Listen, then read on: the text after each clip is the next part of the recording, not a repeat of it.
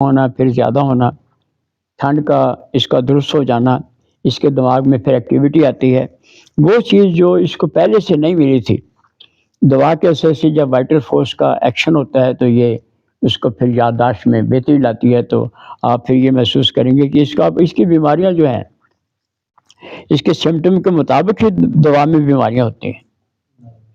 ذہن کمزور ہے وہ تو پہلے آپ جانتے ہیں، ہڈیوں کی درد ہے، ہڈیوں کی کمزوری ہے، ہڈیوں میں پاس پڑی ہوئی ہے، اس کے کوئی جلد کی خرابیاں ہیں، اس کے دل کی کمزوری ہے، اس کو کوئی اٹیک ہونے والا ہے، then he shall be all right after. اب اگلی دعا کے بعد یا تیسری کے بعد ہم یہ ڈسکس کریں گے کہ جو زیادہ کثرت سے اب سوال آتا ہے کہ اس کی پوٹینسی کیا ہوتی ہے اور پوٹینسی کا فرق کیا ہوتا ہے. پوٹینسی میں نے یہ بھی وہ دیکھا ہے کہ بہت سے لوگ جو ہیں وہ اس بات پر ڈٹے رہتے ہیں کہ ہمیں تو مدر ٹنچر سے فائدہ ہوتا ہے، چھوٹی پوٹینسی استعمال کرنی ہے.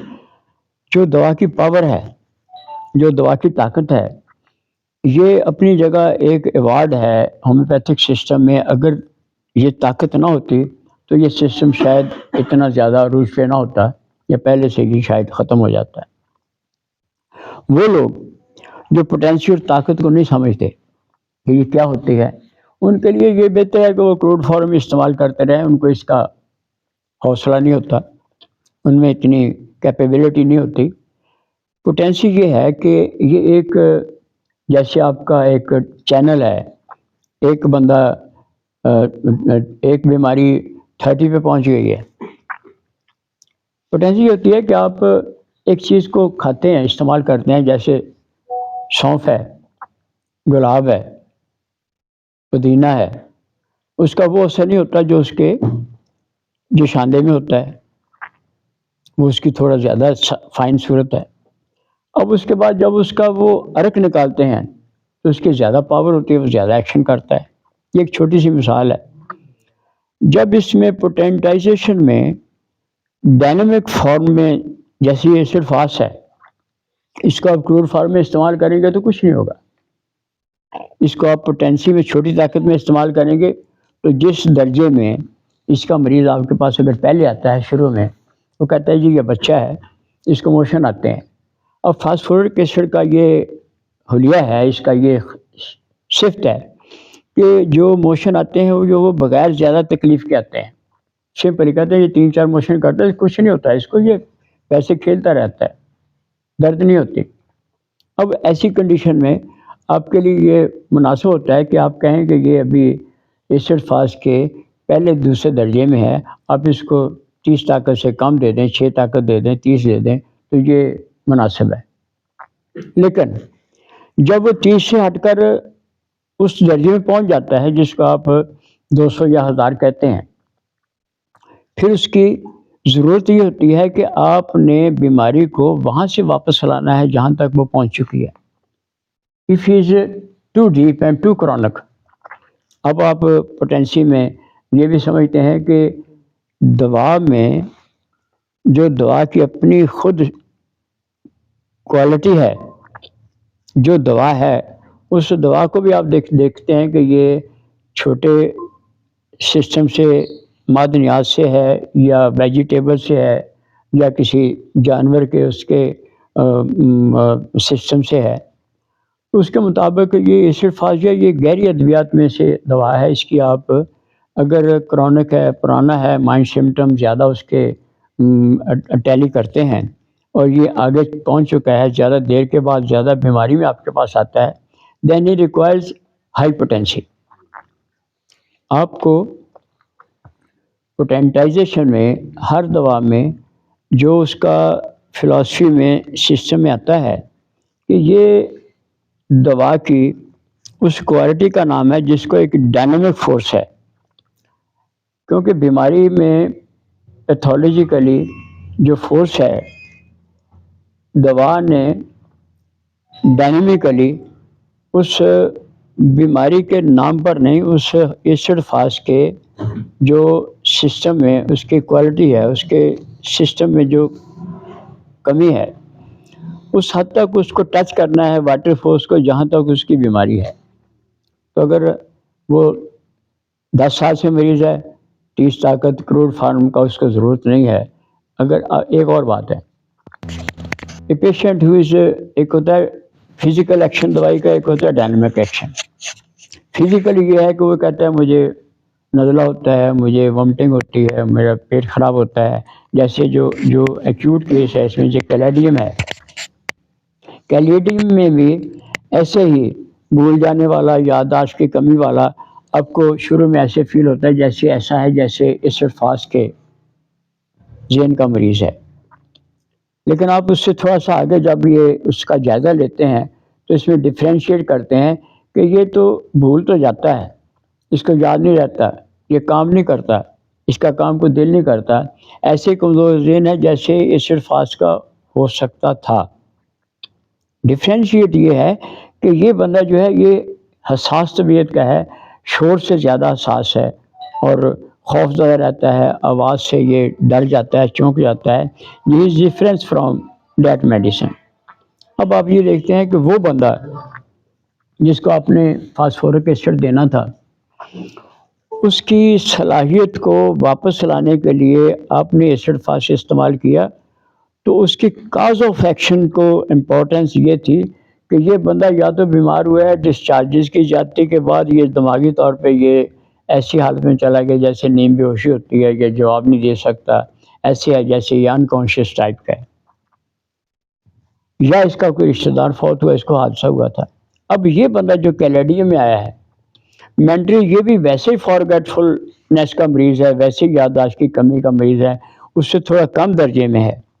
لیکن یہ ایسے مریض ہوا ہے کہ یہ کثرت سے اس کو سگریٹ نوشی اور شہوت میں زیادتی کا مریض ہے.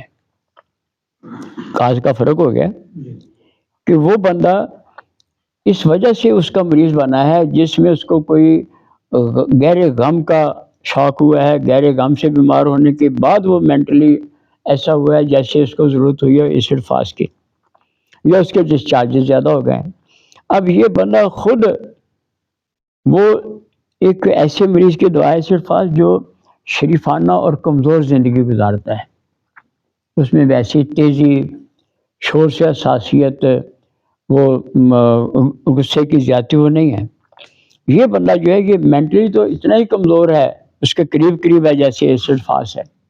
ہومیوپیتھک سسٹم میں یہی ڈفرینشیٹ کرتے ہیں کہ قدرتی طور پر ہر دوا کا جو حلیہ ہے، اس کا کانسٹیٹیوشن ہے، اس کے اندرونی کمزوری ہے، اس کی کمی ہے، اس کی پیاس ہے. جیسے آپ نے دیکھا ایسڈ فاسٹ میں پہلے پیاس کم ہوتی پھر زیادہ ہوتی جاتی ہے. اب یہ بندہ اس میں جو 3-4 چیزیں آتی ہیں تو یہ جو ڈفرینشیٹ کرتی ہے کہ اتنے کمزور ذہن کے ساتھ جس کو آپ نے درست کرنا ہے اس کو آپ نے ایسڈ فاسٹ سے درست کیا. اب اس کو اس کی ضرورت نہیں ہے، اس لیے کہ اگر یہ اس کا مریض ہوتا تو یہ اتنا زیادہ حساس اور یہ آواز سے چونکنے والا یہ ایسا نہ ہوتا. اب یہ اس لیے مریض ہوا ہے کہ یہ سیکس کی زیادتی کا مریض ہو چکا ہے. عام بندہ جس میں قوت برداشت یا قوت مدافعت یا طاقت ہوتی ہے وہ سیکس کے اتنے زیادہ اخراج کے بعد ایسا مریض نہیں ہوتا جو کیلیڈیم میں ہوتا ہے، یہ جلدی سے اس کا مریض بن جاتا ہے. نمبر 2، اس نے سگریٹ نوشی سے اپنے آپ کو خراب کیا ہے. شہوت پرستی، سگریٹ نوشی، اس کے اخراج، اس کی جمع کی یہ انٹرکورس کی زیادتی کے بعد اس کو معدہ کا خرابی ہوئی ہے، بدہضمی ہو چکی ہے، یہ الٹیاں آتی ہیں. اور اب اس میں لاسٹ میں آپ یہ دیکھتے ہیں کہ اس کو 2 چیزیں آتی ہیں کہ یہ اس کو نیچرلی یہ پسینے میں جب اس کو پسینہ آتا ہے تو اس پہ مکھیاں آتی ہیں. یہ پسینے کی زیادتی کا مریض ہے، جب اس کو تھوڑا سا پسینہ آتا ہے تو اس کی منفرد علامت ہے. تو یہ جب اس کو خارش ہوتی ہے تو دمے کے ساتھ، جب خارش نکلتی ہے تو سانس ٹھیک ہو جاتا ہے، جب سانس درست ہوتا ہے تو خارش زیادہ ہو جاتی ہے. سانس رکنا شروع ہو جائے، خارش نکل آئے تو سانس بہتر ہو جاتا ہے. تو آسانی سے آپ نے اگر ہومیوپیتھک سسٹم میں جو بڑی افادیت ہے وہ آپ کی سلیکشن پر دار و مدار رکھتی ہے کہ اگر ہم نے کلیڈیم کے مریض کو جس کو شور سے حساسیت ہے، غصہ زیادہ اس کے کاز آف ڈیزیز اور ہے کہ اس کا تمباکو نوشی اور سیکس کی زیادتی کے ساتھ ہے، ہم نے اس کو اگر ایسڈ فاس دے دیا اس کے دماغی بھول جانے پر کہ یہ ٹھیک کرے گا، وہ نہیں کرے گا۔ اگر کلیڈیم کے مریض کو ایسڈ فاس دے دیا تو وہ یہاں ایکشن نہیں کرے گا۔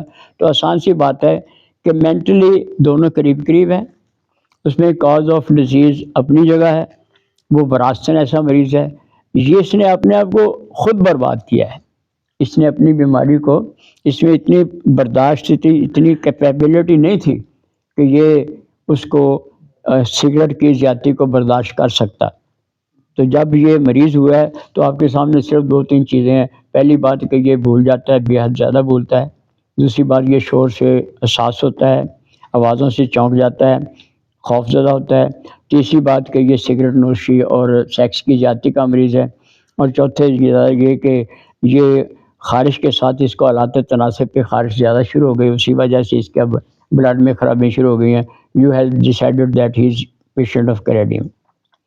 اب اس سے بھی زیادہ واضح اور آسان بات ہے کہ آپ کے پاس بہت سے ایسے لوگ آتے ہیں جن میں بیماری وہی ہوتی ہے جو کلیڈیم میں ہے، اور قریب قریب وہی ہوتے ہیں جو ایسڈ فاس میں ہے، ہڈیوں کی کمزوری ہے، جسم کی کمزوری ہے، سانس چڑھتا ہے، بخار ہوتا ہے۔